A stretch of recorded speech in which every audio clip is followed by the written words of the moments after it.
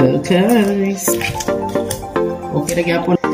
Oh, madami na. Lilinisin natin yan mamaya. Dahil mo end din ito sa buko-buko.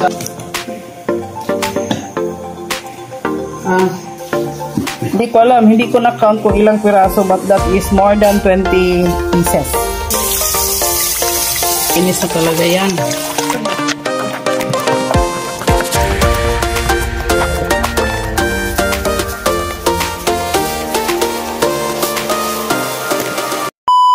Hi everyone! So, ngayong gabi marami akong nabili ng mga bangus. So, gagawin natin itong daing na bangus. So, I will be teaching you how to make daing. Meron ako ditong dalawang matutulis na kutsilyo. Malalaman kung alin sa dalawa ang mas yadong matulis na mapadali ang aking gawain. So guys, let's start now.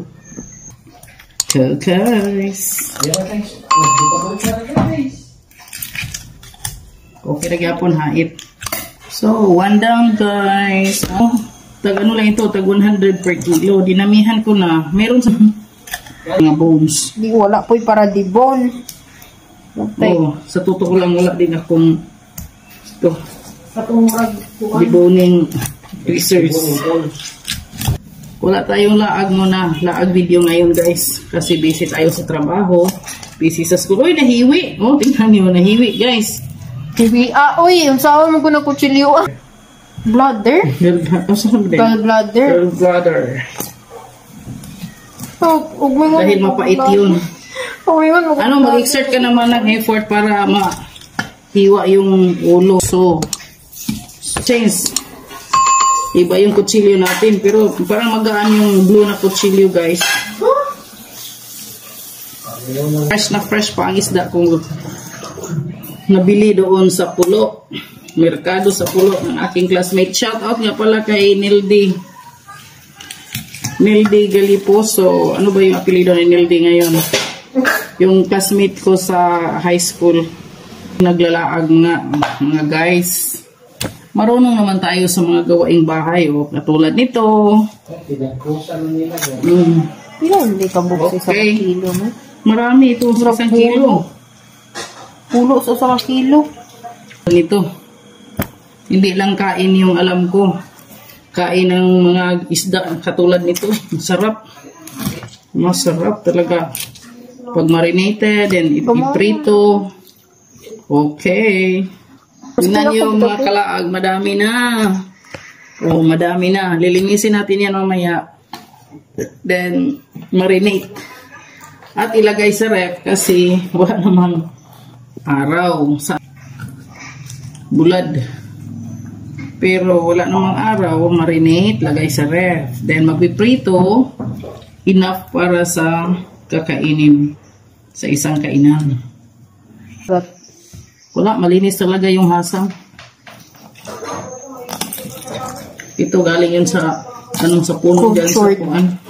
Punong dyan sa pulo.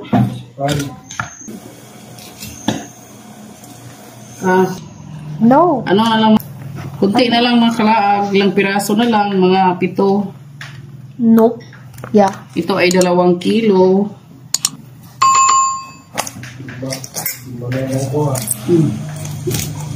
Walang cut ito mga kalaag.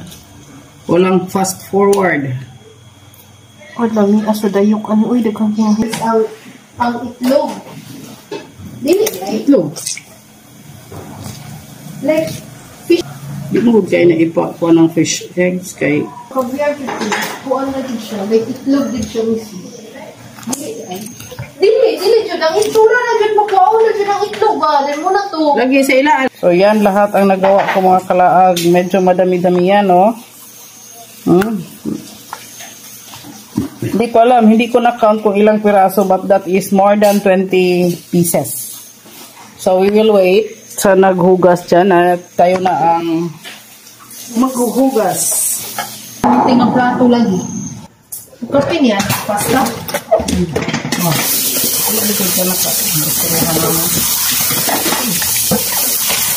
Wala rin mag-drain. Nagkaroon ng mga sabon diyan. Wala sila po. Makita.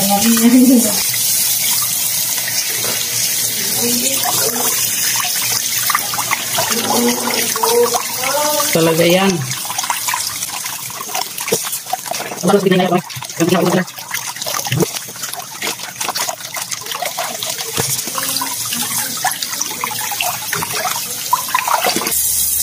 Binayan na to ang tubig kay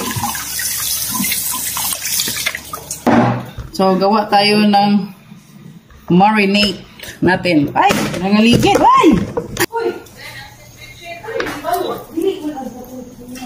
Magkaya tayo ng suka. Sige lang. Bagamay.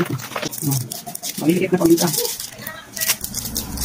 Kunti lang yung durog nating paminta. Lagyan natin ng medyo malaki-laki.